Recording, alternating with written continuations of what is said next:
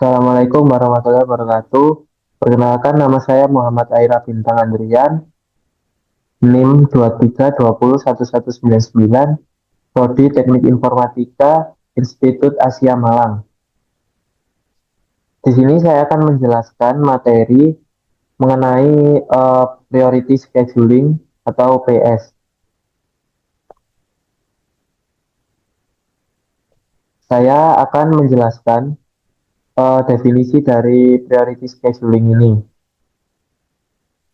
Priority Scheduling adalah teknik penjadwalan proses yang memprioritaskan proses berdasarkan prioritasnya. Prioritas ditentukan berdasarkan karakteristik proses seperti waktu penggunaan CPU, waktu tunggu, atau jenis proses. Kemudian tujuan dari priority scheduling ini adalah meningkatkan efisiensi penggunaan sumber daya. Yang kedua, mengurangi waktu tunggu proses. Yang ketiga, meningkatkan responsivitas sistem. Dan yang terakhir, mengoptimalkan penggunaan CPU. Priority scheduling ini memiliki dua jenis. Yang pertama yaitu preemptive priority scheduling atau proses dengan prioritas tinggi dapat mengganggu proses lain. Dan yang kedua yaitu ada non-preemptive priority scheduling, yaitu proses tidak dapat diganggu sampai selesai. Priority scheduling ini mempunyai beberapa algoritma. Yang pertama yaitu first come, first serve atau first in, first out. Proses ini yaitu proses pertama yang datang diproses terlebih dahulu. Yang kedua ada shortest job first atau yang disingkat dengan SJF, yaitu proses dengan waktu penggunaan CPU terpendek diproses terlebih dahulu. Dan yang terakhir ada priority scheduling dengan algoritma round robin atau RR, yaitu menggabungkan priority scheduling dengan algoritma RR. Kemudian priority scheduling ini ada beberapa kelebihan dan kekurangan juga. Untuk kelebihannya yaitu yang pertama meningkatkan efisiensi penggunaan sumber daya. Yang kedua mengurangi waktu tunggu proses. Yang ketiga meningkatkan responsivitas sistem. Dan yang terakhir mengoptimalkan penggunaan CPU. Kemudian untuk kekurangannya, yang pertama ada proses dengan prioritas rendah dapat mengalami starvation atau kelaparan. Yang kedua, sulit menentukan prioritas yang tepat. Dan yang ketiga, dapat menyebabkan deadlock atau starvation. Priority scheduling ini diterapkan dalam beberapa hal. Yang pertama yaitu dalam sistem informasi, contohnya Windows, Linux, atau macOS. Yang kedua dalam aplikasi game. Yang ketiga dalam sistem keamanan. Dan yang terakhir dalam sistem pengolahan data. Lanjut ke slide berikutnya.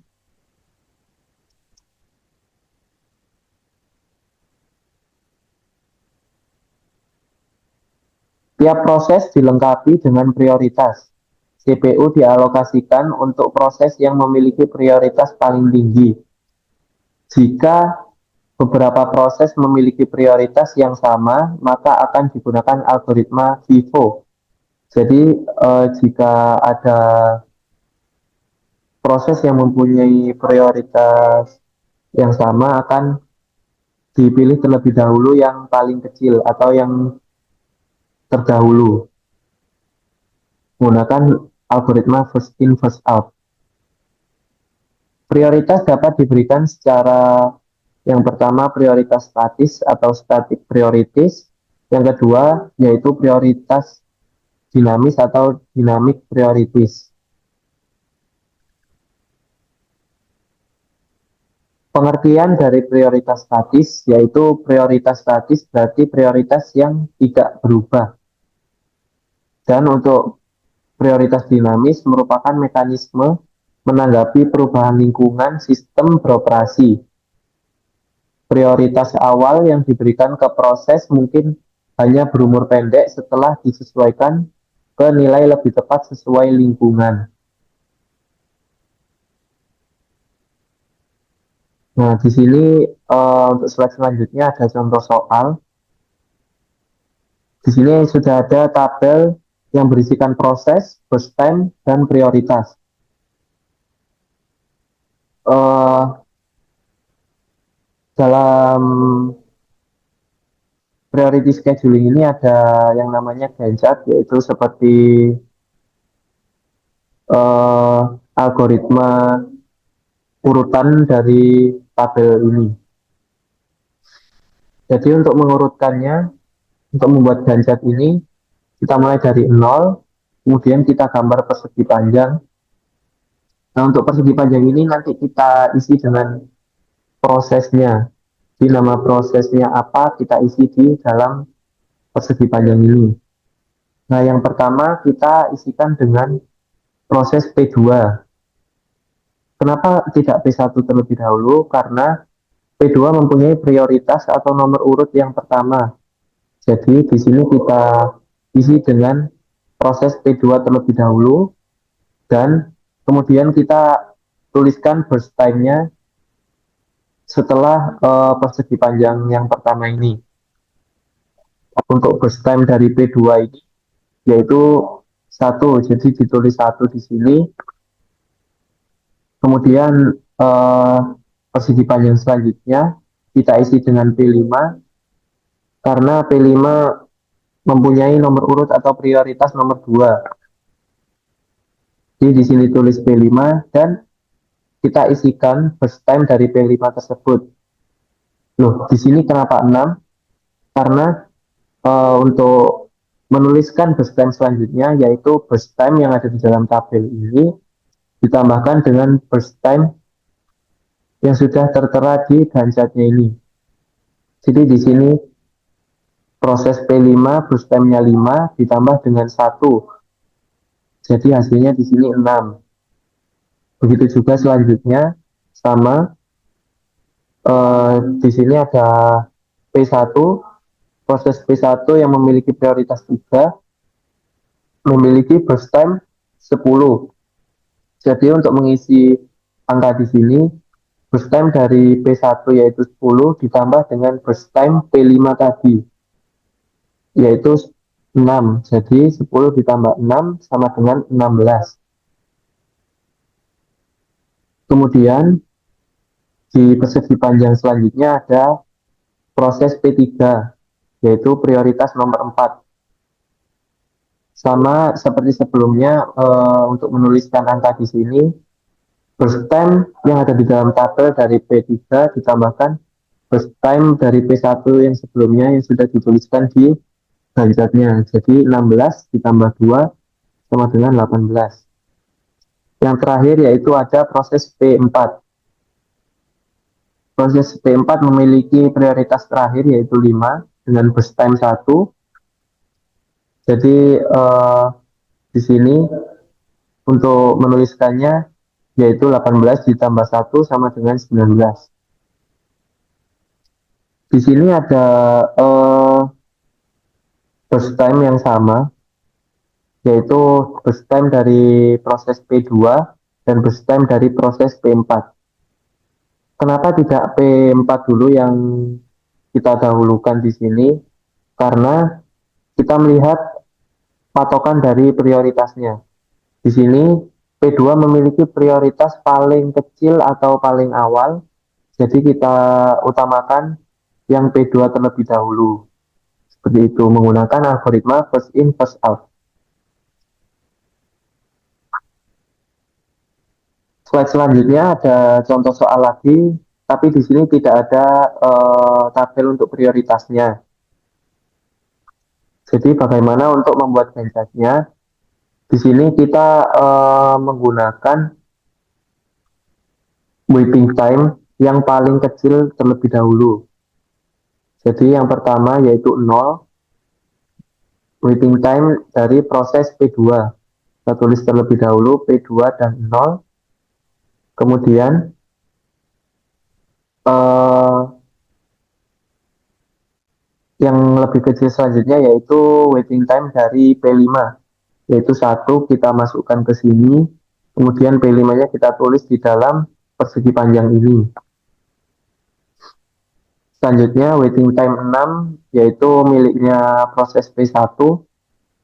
Jadi di sini P1, kemudian di sini 6. Kemudian waiting time 16 yang dimiliki oleh proses P3. Eh, di sini berarti ditulis 16. Kemudian yang terakhir yaitu waiting time paling besar yang dimiliki oleh proses P4 yaitu 18, kita tuliskan di sini.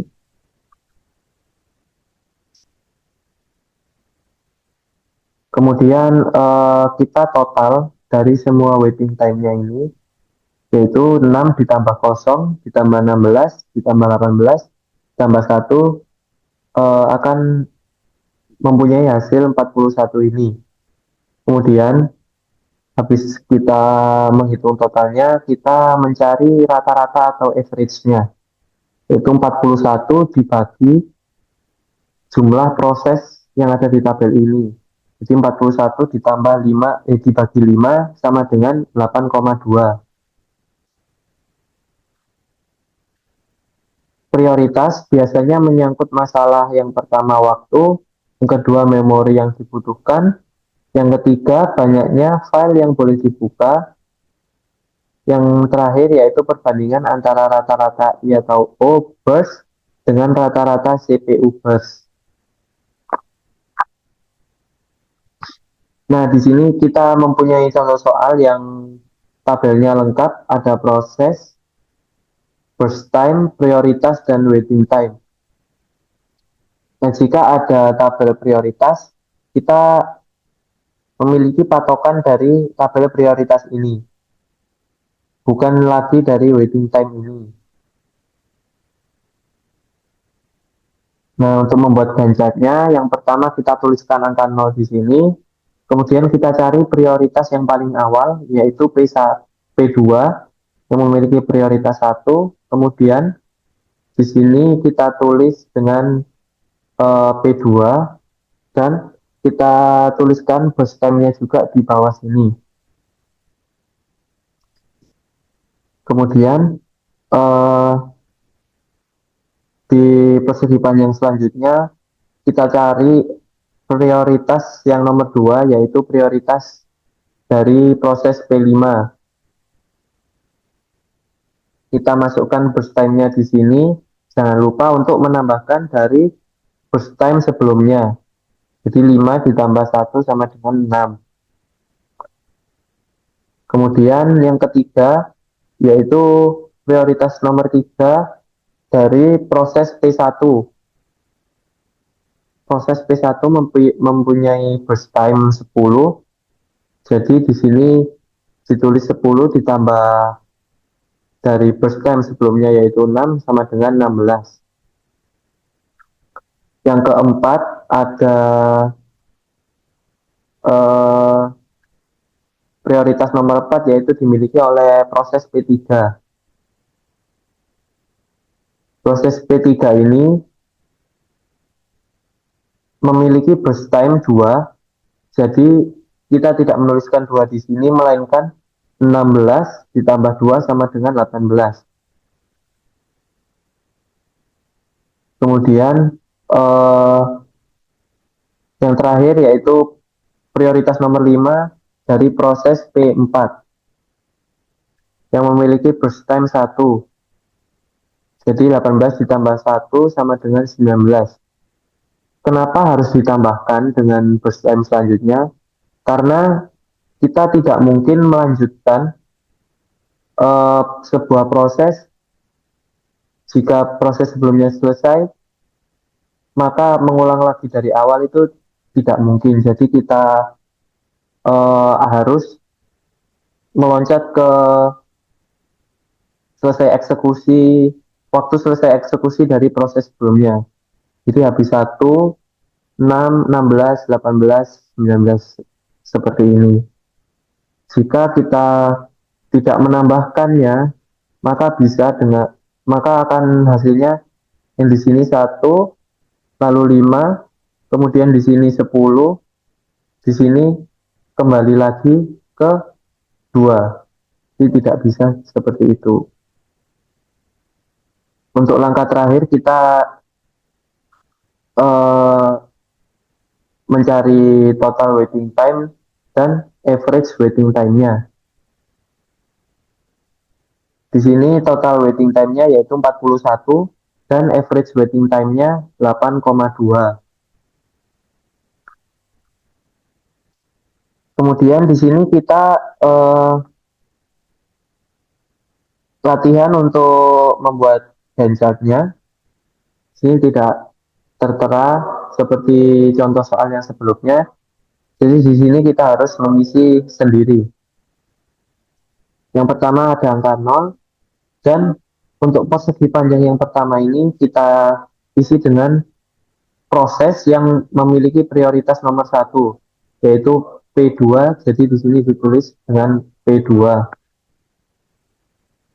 Untuk tanda tanya di bawah ini kita isi dengan base time dari P2 yaitu 10.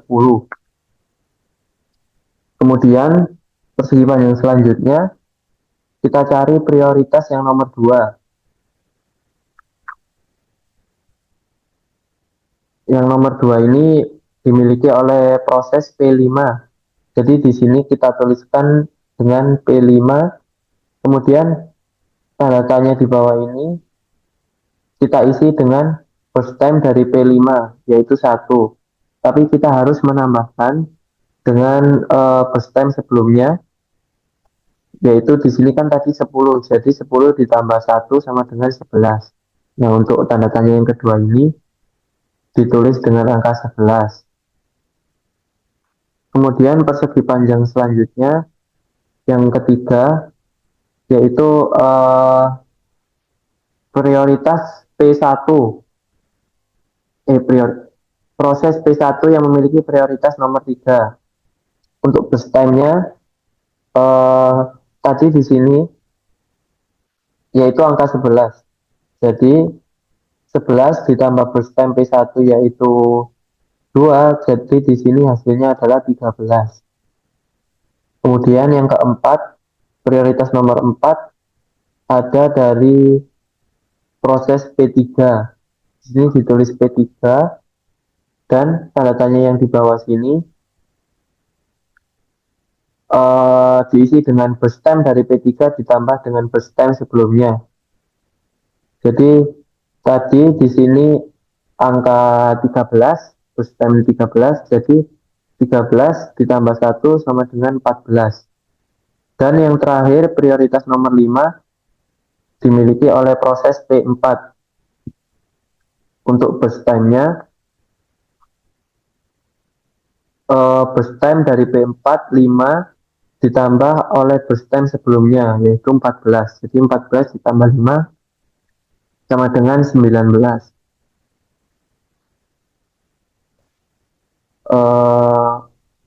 Sekian untuk penjelasan materi dan contoh soal dari priority scheduling ini. Jadi kesimpulannya yaitu priority scheduling adalah teknik penjadwalan proses yang efektif untuk meningkatkan efisiensi penggunaan sumber daya dan mengurangi waktu tunggu proses. Namun perlu mempertimbangkan kelemahan dan kesulitan menentukan prioritas yang tepat. Baik, sekian dari saya. Mohon maaf apabila ada kesalahan. Terima kasih. Wassalamualaikum warahmatullahi wabarakatuh.